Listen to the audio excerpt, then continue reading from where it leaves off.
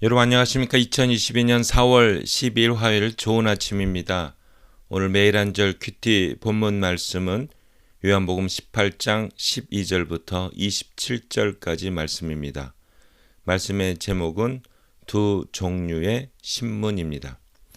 본문 말씀을 요약을 하면 예수님은 대제사장에게, 베드로는 사람들에게 신문을 받습니다. 예수님은 시종일관 당당하게 임하시지만 베드로는 예수님을 모른다고 부인합니다.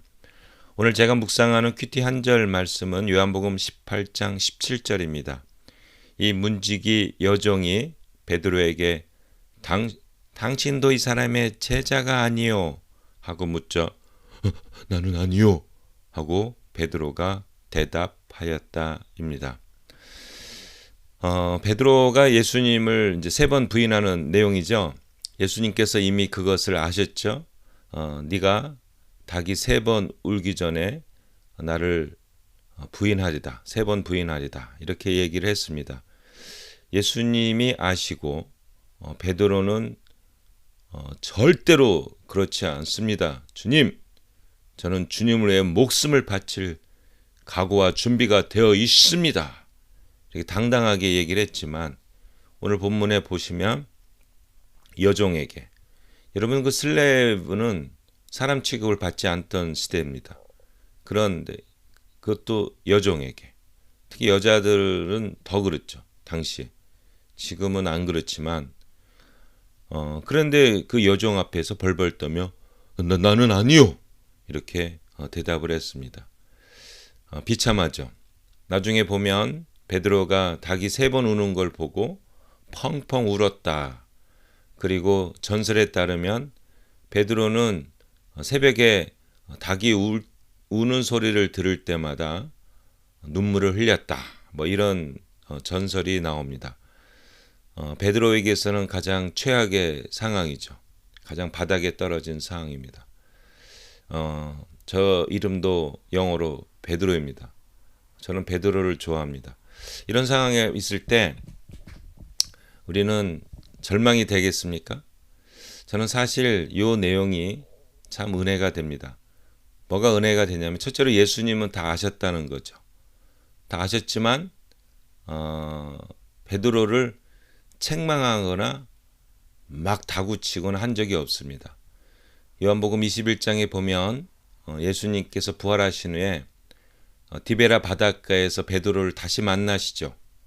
그때 베드로에게 고기도 주시고 떡도 주셨죠. 베드로는 주이시다 하는 다른 제자의 말에 그 배에서 이제 예수님 해변가에 계시는데, 그러면 보통 사람들은 옷을 입고 있으면 이렇게 벗고 수영을 하잖아요. 그렇죠? 근데 베드로는 옷을 더 하나 입고 들어갑니다. 왜 옷을 더 입었을까? 존경의 의미죠. 주님이라는 말씀에 자기도 모르게 옷을 입고 물에 들어가 수영을 해가지고 예수님께 옵니다. 밥을 다 드신 후에, 먹은 후에 예수님이 묻는 질문, 바요네 아들 시몬아, 내가 이 사람들보다 나를 더 사랑하느냐? 그때 베드로는 주여 그러하이다. 내가 주를 사랑하는 줄 주께서 아시나이다 라는 고백을 하게 됩니다. 제가 왜 이렇게 여종 앞에서 female slave 앞에서 벌벌 떨면서 나는 아니요 요 고백했던 이 장면이 왜 은혜가 되냐면 예수님은 우리의 약점도 다 아신다는 거죠. 베드로는 예수님을 사랑하는 마음이 변한 적이 없습니다. 내가 주를 사랑하는 줄 주께서 아시지 않습니까? 이렇게 얘기를 합니다. 마음은 원이로되 육신이 약한 거죠. 예수님은 그 연약함을 다 받아주셨습니다. 우리 하나님은 우리의 마음을 받으시는 거죠. 여러분, 우리가 믿는 사람으로서 예수님을 가끔은 절망도 되고 실망도 하고 나는 정말 쓸모없어. 막 이런 생각도 들 때가 있지 않습니까? 실패도 맛보고, 그리고 또 죄도 짓고. 그런데 사실은 마음은 그렇지 않잖아요. 마음은 정말 믿음대로 살고 싶고, 마음은 정말 당당하게 살고 싶고, 마음은 세상을 호령하고 싶은데, 나의 어떤 연약함, 약점, 죄성, 어떤 죄를 잘 짓는 이런 것 때문에 넘어지고 쓰러지고 실망하고 절망할 때가 있죠. 근데 사람들은 우리가 절망하고 실망하고 쓰러지는 모습을 보고 웃죠. 여기 베드로가 여종에게 나는 아니요. 이걸 보고 야 저게 예수님의 수석 제자야. 이렇게 비웃겠죠. 베드로 자신도 그것 때문에 절망했겠죠. 그러나 예수님은 베드로의 마음을 아시고 어떻게 하십니까? 회복시키시죠. 베드로는 나중에 성령을 받고 죽음에서도 두려워하지 않는 그런 유대한 하나님의 종이 되었습니다. 감옥에 갇혔는데 그 다음날 죽이겠다라는 그 종교 지도자들의 발음에도 감옥송에서 코를 골골 잠을 잘 정도로 죽음을 초월한 사람이 되었습니다. 우리가 너무나 많이 들었지만 전설에 따르면 십자가에 죽을 때 베드로가 나를 거꾸로 매달아 주시오. 왜 그렇습니까? 우리 왕이신 예수님께서 십자가 지셨는데 내가 그분의 종인데 어떻게 똑같이 죽겠습니까? 거꾸로 매달아 죽이십시오. 이렇게 했다라는 전설도 있습니다.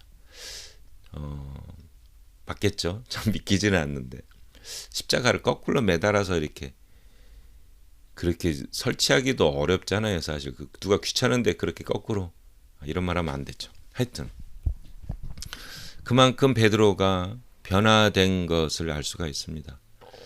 여러분, 우리 하나님은 우리의 중심을 보시고 우리의 겉모습을 보시지 않습니다. 우리가 예수님 십자가를 만난 그 사랑의 첫사랑이 있지 않습니까? 그 감격이 있지 않습니까? 지금까지 삶을 굴곡이 있지만 업다운 하지만 그동안 개입해 주시고 일으켜 주시고 동행하시고 격려하시고 sometimes 때때로는 책망도 하시면서 우리를 이처럼 키워주시 않으셨습니까? 가룟 유다와 베드로의 차이점. 베드로는 예수님을 사랑했지만 예수님과의 관계가 있었지만 가룟 유다는 그런 관계가 없어서 결국 자살로 끝을 맺지만 베드로는 내가 주를 사랑하는 줄 주께서 아시나이다. 이 마음의 고백, 이 사랑의 관계성, 예수님과의 이 정말 친밀한 관계성, 인격적인 관계성, 이게 지금의 베드로, 이게 지금의 우리의 모습이라고 생각합니다. 여러분, 어떠한 상황 가운데 절망하지 맙시다. 하루에 7번도 70번도 용서해 주시는 분이 우리 예수님이십니다. 우리는 회복될 겁니다. 우리는 변화될 겁니다. 우리는 성장할 겁니다. 그래서 베드로처럼 쓰임받는 하나님의 종들이 될 것입니다. 아멘.